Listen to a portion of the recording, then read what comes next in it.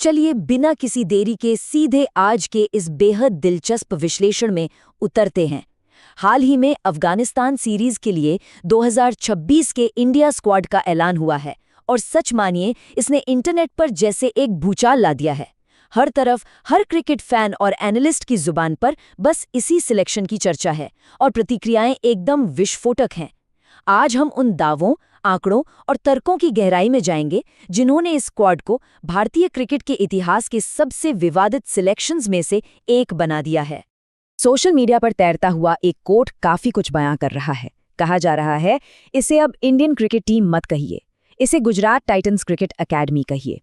यह कोई आम शिकायत नहीं है, यह उन आलोचकों की सीधी और गहरी निराशा है जो खुले तौर पर आरोप लगा रहे हैं कि टीम के सिलेक्शन में एक खास आईपीएल फ्रेंचाइजी का भारी दखल है।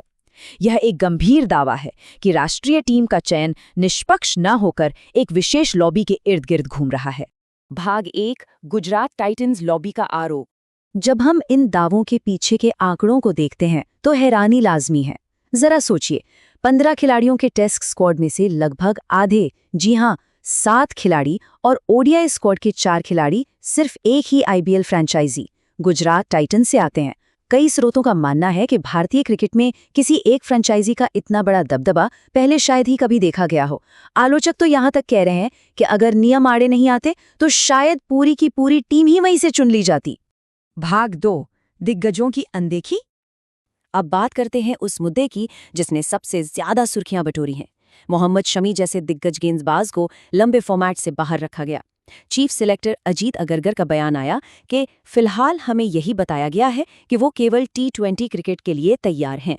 आधिकारिक तौर पर यह कह दिया गया कि शमी की फिटनेस सिर्फ छोटे फॉर्मेट के अनुकूल है, इसलिए टेस्ट और वनडे के लिए उनके नाम पर कोई चर्चा ही नहीं हुई। लेकिन यहाँ कहानी में एक बहुत बड़ा ट्विस्ट है। जिस खिलाड़ी को लंबे फॉर्मेट के लिए अनफिट करार दिया गया, उनके हालिया घरेलू सत्र के आंकड़े देखिए। 290 ओवर की गेंदबाजी और 63 विकेट। रणजी ट्रॉफी, सैयद मुश्ताक अली और विजय हजारे में लगातार पसीना बहाना क्या अनफिट होने की निशानी है? स्रोतों और फैंस की हताशा का सबसे बड़ा कारण यही है। 35 साल की उम्र में कोई खिलाड़ी इतनी मेहनत कर रहा है और उसे ये कहकर नकार दिया जाए कि उन पर तो चर्चा ही नहीं हुई। ये कई लोगों को बहुत ही अजीब और अपमानजनक लग रहा है। और ये बात सिर्फ शमी पर खत्म नहीं होती। भुवनेश्वर कुमार के आंकड़े देखिए। आईपीएल 2025 में अपनी टीम को चैंपियन बनाया, 17 विकेट लिए। फिर आईपीएल 2026 में 24 विकेट लेकर पर्पल कैप पर कब्जा किया, वो भी सिर्फ 7 की इकोनॉमी के साथ। फिर भी व्हाइट बॉल स्क्वाड में दूर दूर तक उनका नाम नहीं है। कई विश्लेषक ये सवाल उठा रहे हैं कि क्या शानदार प्रदर्शन करने वाले इन दिग्गजों का युग अब जबरदस्ती खत्म माना जा रहा है? क्या अब बेहतरीन आंकड़ों की कोई कीमत नहीं रही? भाग 3, मेरिट बनाम फेवरेटिज्म। जब हम चुने गए खिलाड़ियों और नजरअंदाज किए गए खिलाड़ियों की तुलना करते हैं तो बहस और गर्मा जाती है। एक तरफ गुरनूर बरार हैं जिन्हें टेस्ट और ओडीआई दोनों में जगह मिली है। उनके पास 33 रणजी विकेट हैं, लेकिन उन्होंने इस सीजन में गुजरात टाइटंस के लिए एक भी मैच नहीं खेला। हाँ, वो उस फ्रेंचाइजी के सेटअप का हिस्सा जरूर हैं। वहीं दूसरी तरफ जम्मू कश्मीर के आकिब नबी हैं, 60 Ranji wicket, player of the tournament का खिताब। स्रोत सीधे तौर पर आरोप लगा रहे हैं कि अगर मेरिट ही पैमाना था तो आकिब नबी का नाम लिस्ट में होना चाहिए था, ना कि किसी खास फ्रेंचाइजी से जुड़े होने के आधार पर किसी और का। बल्लेबाजी के आंकड़ों में भी कुछ ऐसा ही विरोधाभास देखने को मिल रहा है। साई सुदर्शन को टेस्ट टीम में बरकरार रखा गया है, जिनका फर्स्ट क्लास औसत 38 का है। दूसरी तरफ देखिए, सरफराज खान जिनका औसत 65 से ऊपर है, और स्मरण रविचंद्रन जो 73 के शानदार औसत के साथ रन बना रहे हैं, उन्हें पूरी तरह से नजरअंदाज कर दिया गया। तो यहाँ स्रोतों का तर्क बड़ा सीधा है। अगर घरेलू क्रिकेट में रनों के पहाड़ खड़े करने का कोई इनाम नहीं है तो फिर इन टूर्नामेंट्स को खेलने का आखिर मतलब ही क्या है? इसके अलावा एक और फैसले पर काफी सवाल उठ रहे हैं। लगातार रन बना रहे और अच्छी फॉर्म में चल रहे ऋतुराज गायकवाड़ को टेस्ट स्क्वाड से ड्रॉप कर दिया गया है और उनकी जगह देवदत्त पड्डीकल को लाया गया है। पड्डीकल के आंकड़े भी बेहतरीन हैं, इसमें कोई शक नहीं, लेकिन गायकवाड़ जैसे स्थापित और सुसंगत खिलाड़ी को अचानक बाहर का रास्ता दिखाना आलोचकों के गले बिल्कुल नहीं उतर रहा है। भाग 4, उप कप्तानी का म्यूजिकल चेयर। अब आते हैं टीम की लीडरशिप पर। ऋषभ पंत को टेस्ट वाइस कैप्टन के पद से हटाकर केएल राहुल को वापस ये जिम्मेदारी दी गई है। इसके पीछे चयनकर्ताओं का आधिकारिक तर्क था कि पंत को कप्तानी के दबाव से मुक्त किया जाए ताकि वो सिर्फ अपनी बल्लेबाजी पर फोकस कर सकें। पहली नज़र में ये बात बहुत समझदारी भरी लगती है, लेकिन क्या सच में ऐसा है? चलिए डेटा देखते हैं। डेटा इस दबाव वाली थियरी की पूरी तरह से पोल खोलता हुआ नजर आता है। जब पंत उपकप्तान थे तो उनका प्रदर्शन शानदार रहा, 57 का औसत और 700 से ज्यादा रन।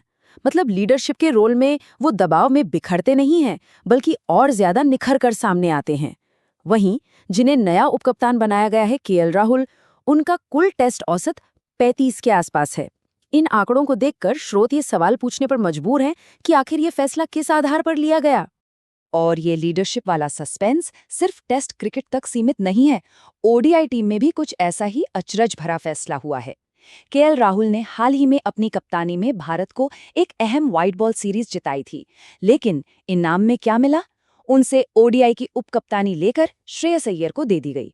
आलोचकों का साफ तौर पर मानना है कि लीडरशिप रोल्स के साथ ये म्यूजिकल चेयर खेलना खिलाड़ियों के आत्मविश्वास और टीम के संतुलन दोनों के लिए नुकसानदायक साबित हो सकता है। भाग 5 ओडीआई स्क्वाड का विश्लेषण। चलिए अब जरा ओडीआई स्क्वाड की पूरी तस्वीर भी देख लेते हैं। सबसे पहले वो नाम जो इस लिस्ट से नदारत है, जसप्रीत बुमराह एक बार फिर ओडीआई टीम का हिस्सा नहीं है। मतलब पिछले 3 सालों से उन्होंने कोई वनडे मैच नहीं खेला है। इसके अलावा रविंद्र जडेजा और अक्षर पटेल को भी आराम दिया गया है।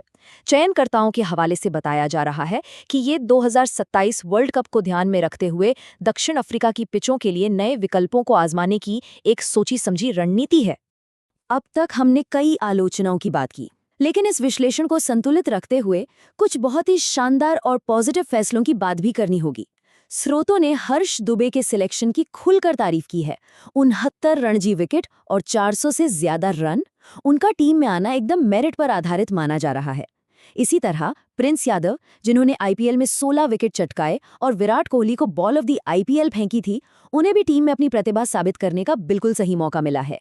और एक सबसे बड़ी खुशी की खबर, ईशान किशन की टीम में वापसी। स्रोत और फैंस दोनों इस बात से बेहद खुश हैं। ईशान लगातार रन बना रहे थे और उनका टीम में वापस आना पूरी तरह से सही फैसला माना जा रहा है। ये चयन निश्चित रूप से टीम में एक बहुत ही सकारात्मक ऊर्जा लेकर आएगा। तो इन सभी आंकड़ों, तर्कों और चर्चाओं के बाद एक बहुत ही गहरा और उकसाने वाला सवाल सामने खड़ा है। क्या नेशनल टीम में जगह बनाने का पारंपरिक रास्ता अब हमेशा के लिए बदल चुका है? क्या अब भारत की जर्सी पहनने के लिए घरेलू क्रिकेट के मैदानों पर पसीना बहाने से ज्यादा किसी खास आईपीएल फ्रेंचाइजी के कैंप का हिस्सा होना जरूरी हो गया है? इसका जवाब तो शायद आने वाला वक्त और मैदान पर टीम का प्रदर्शन ही देगा। इस पूरी चर्चा में साथ बने रहने के लिए बहुत बहुत धन्यवाद।